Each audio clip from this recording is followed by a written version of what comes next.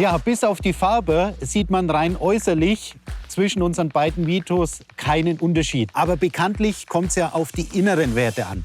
Und wer kann uns die besser erklären als ein Experte aus dem Team eDrive Advance, nämlich Philippus. Guten Morgen, Philippus. Guten Morgen, Wolfgang. Hallo. Dann sag uns doch mal, woran sieht man denn gleich als allererstes die größten Unterschiede? Lass uns doch direkt mal unter die Motorhaube schauen. Was auffällt ist, gegenüber einem Verbrennungsmotor sehen wir hier deutlich weniger Komponenten. Ja, was wir jetzt direkt hier oben sehen, ist die sogenannte DC-Box. Wenn man im Endeffekt in der Ladeinfrastruktur lädt, wird der Strom direkt hier eingespeist. Drunter kommt der sogenannte DC-DC-Wandler. Das ist quasi ein Schleichspannungswandler. Und ganz unten an der Stelle ist der sogenannte Onboard-Lader. Der sorgt dafür, dass der Strom zu Hause umgewandelt wird in DC und dann in die Batterie gespeist. Wie funktioniert es eigentlich mit dem Energiefluss im e-Vito? Das muss man sich folgendermaßen vorstellen. Zu Hause haben wir Wechselstrom. Dieser Wechselstrom wird hier über diese Ladedose an den sogenannten Onboard-Lader weitergegeben. Der Onboard-Lader macht aus dem Wechselstrom Gleichstrom. Der Gleichstrom wandert dann hier in die Batterie. Warum wird das gemacht? Weil die Batterie nur Gleichstrom aufnehmen kann. Für den Betrieb des Motors wird der Strom dann wieder zurückgewandelt in Wechselstrom, damit der Motor betrieben werden kann.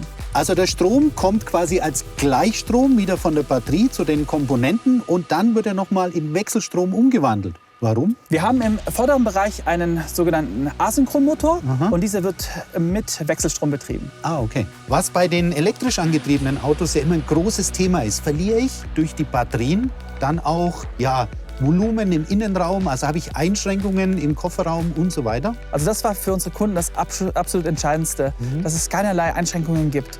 Aus dem Grund haben wir uns entschieden, die Batterie im Unterboden zu verbauen. Das heißt, im Innenraum gibt es keinerlei Einschränkungen und das ist der Riesenvorteil genau an der Stelle. Ah ja, perfekt. Und vor allem, das ist so meine Erfahrung, die Batterien, wenn die ganz unten verbaut sind, ist es ja ideal für einen Schwerpunkt und damit hat das Fahrzeug wahrscheinlich auch ein tolles Handling, oder? Richtig, dadurch kann man zum Beispiel auch in den Kurven gut fahren. Ah, da freue ich mich schon drauf.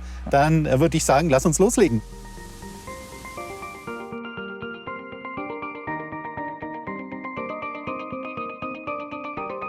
Ein Feature im neuen e-Vito ist die Rekuperationsstufe D-Auto. Und jetzt entscheidet der e-Vito quasi selbst, was die beste Rekuperationsstufe ist und wählt es eben selbstständig aus. Sehr komfortabel zu fahren. Und das Ganze sogar radarbasiert. Das heißt, nähere ich mich einem anderen Fahrzeug, was vielleicht verzögert oder ich komme etwas schneller auf dieses Fahrzeug zu, erkennt der Radarsensor das andere Fahrzeug und startet damit schon sehr frühzeitig die Rekuperation vollkommen selbstständig, bremst das Fahrzeug automatisch ab.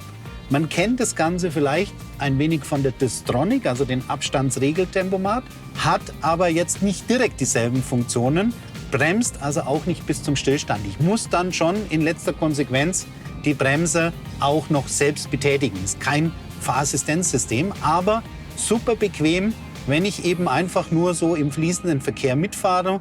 Ich muss nicht selber hier die Rekuperationsstufen wählen, sondern in D-Auto übernimmt es dann eben der e-Vito von ganz alleine. Übrigens keine Angst, wenn sich der Radarsensor durch Regen, Schnee zusetzt, dann geht das Ganze wieder automatisch in die Rekuperationsstufe D. Aber jetzt kommen wir mal zu dem Fahrgefühl in dem Fahrzeug. Und was ist immer das Interessanteste in einem E-Fahrzeug? Man will mal schauen, wie ist denn die Leistungsentfaltung so? Und das probieren wir jetzt mal. Voll aufs Gas und hui, das geht schon richtig vorwärts.